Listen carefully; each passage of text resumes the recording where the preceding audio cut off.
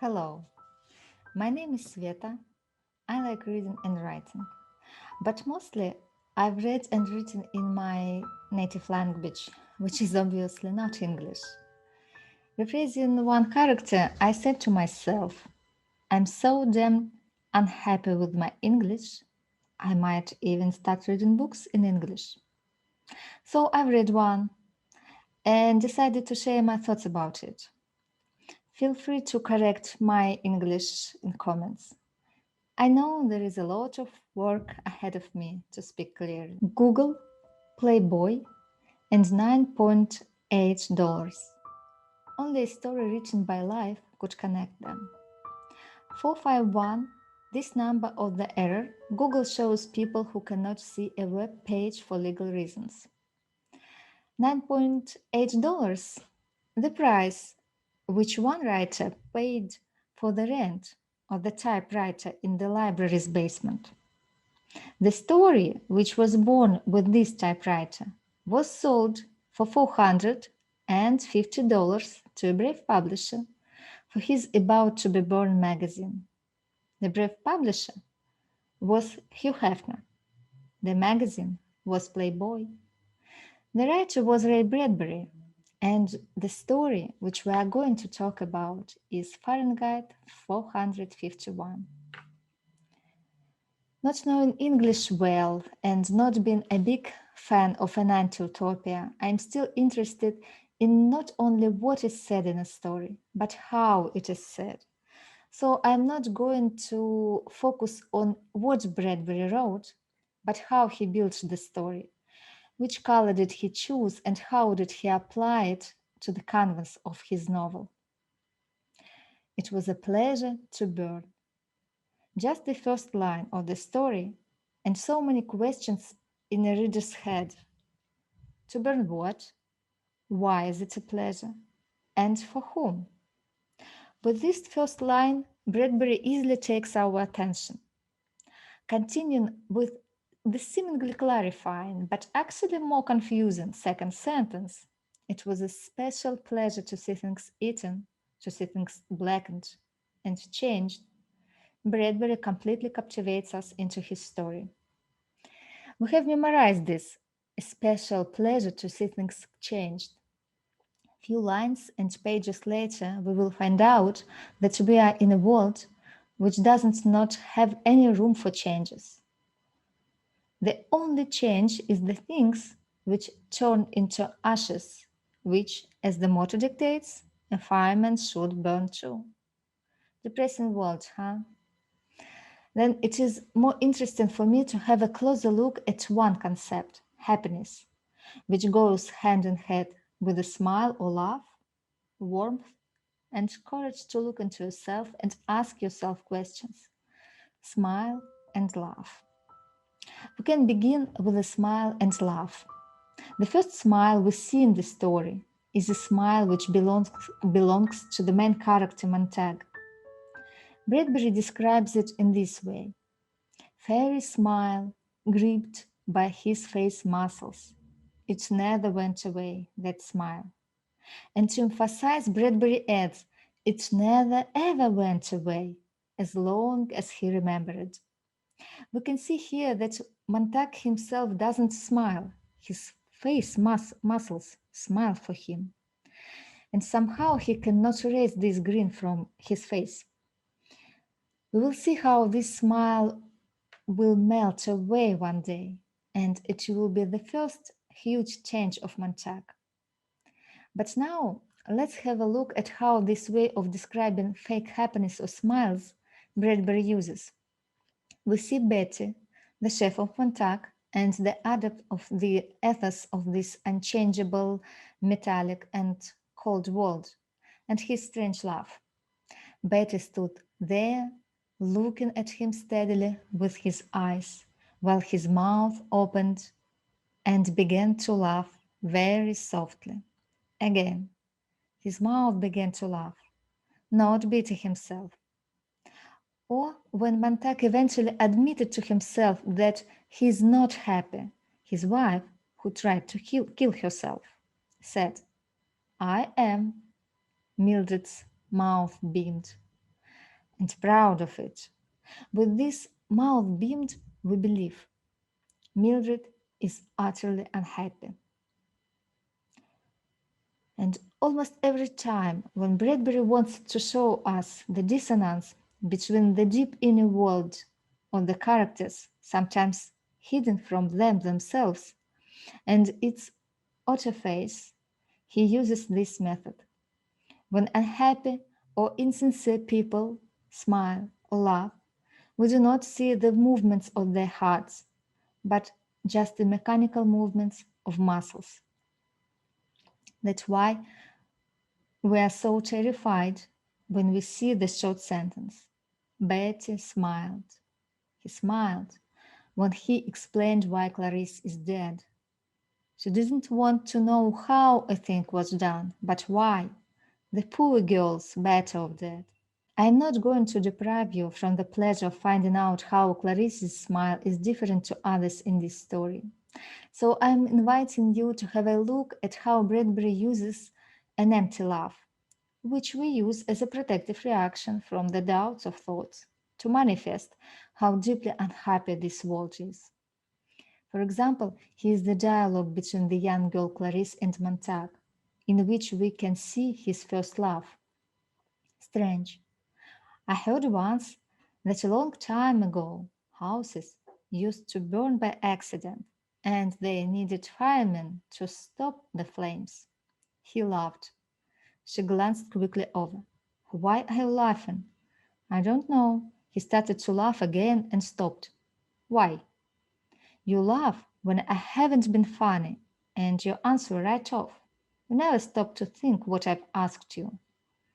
Alas, answering it, Montague resorted to the force that is still used by adults but never matured people, the force of authority.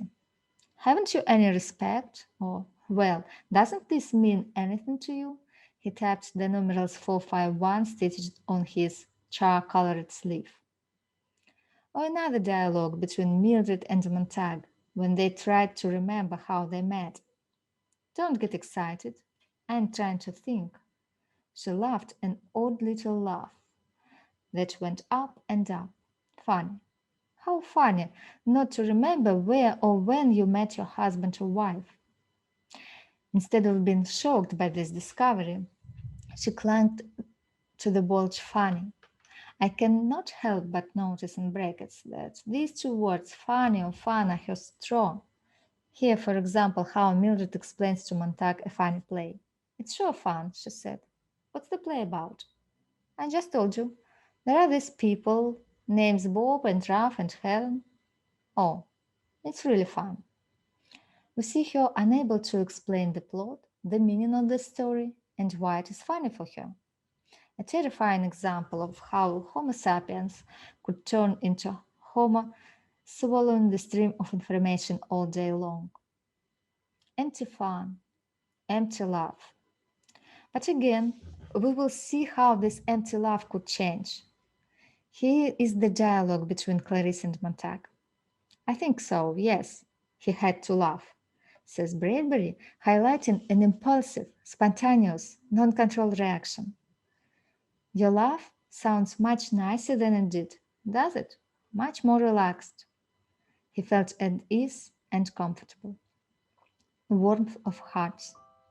Another thing which drew my attention is how Bradbury operates with color, light, and cold and warmth. Saying that the colors palette from red, yellow to silver or fragile milk refers to many interesting details and observations. For example, we see the fireman house in the colors of coins, of gold, of silver, leaving the light concept from moon or candle to merciless electric light. Beyond this discussion, we are going to concentrate on the contrast between warmth and cold. No doubt that you have already connected cold with, if I may say so, bad guys, and warmth with the good ones in this story. But what about joining something cold and something warm? This is how Bradbury describes the night of the first meeting of Clarice and Montague. They walked in the warm, cool, blowing night. This dichotomy we will see later when Bradbury describes Mildred with her apathetic "forgot to tell you that Clarice died 4 days ago," and her so bothered nature hidden inside her, making her kill herself, or Montag suffering from cold and fever at the same time. But for now, we know that it is late in the year, autumn. Nights breeze, with the warm, cool breath united two people who are supposed to be on the different sides, heralding their friendship. Of course, we will see a bed which is always cold, Montag's habit of not showing true emotions even to himself, but instead he stood there very cold, his face a mask of ice, and the cold fluid, kerosene, which will burn a woman and her books. We will see a short cold notice, have a reason to suspect Attic, a cold answer from Mildred when she is forced to hear the story about the burnt woman. She's nothing to me. She shouldn't have had books.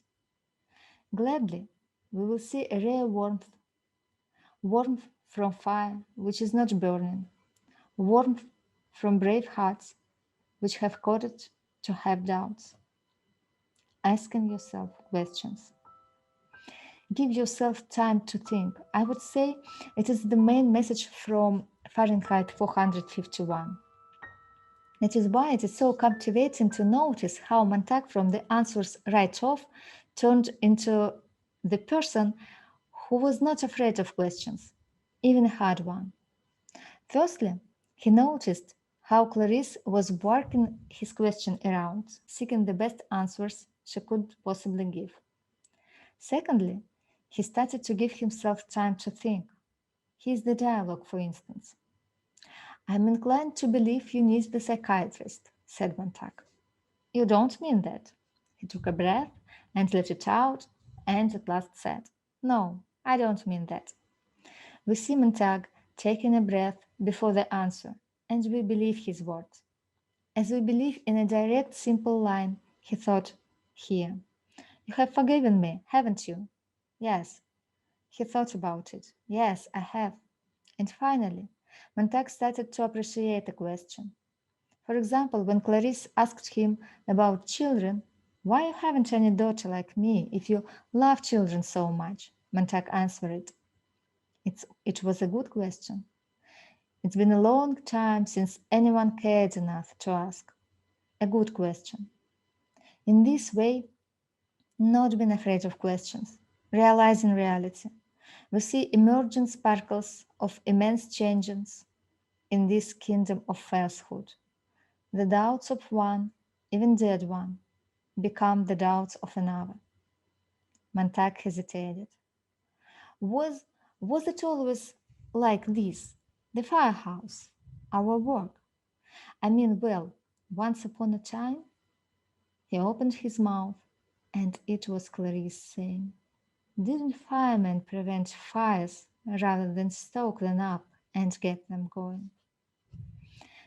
The inverted world, inspired, for instance, as Bradbury said, by Alice in Wonderland, has all answers and reasons ready. "Take my word for it," says Montag to Clarice. "Take my word for it," says Betty to Montag. And you? Please, don't take my words for it. Sit in a comfortable chair, open Fahrenheit 451 and read it. Do not be afraid to stop reading. To stop to think, or to give the story up if you don't like it. Just choose another book.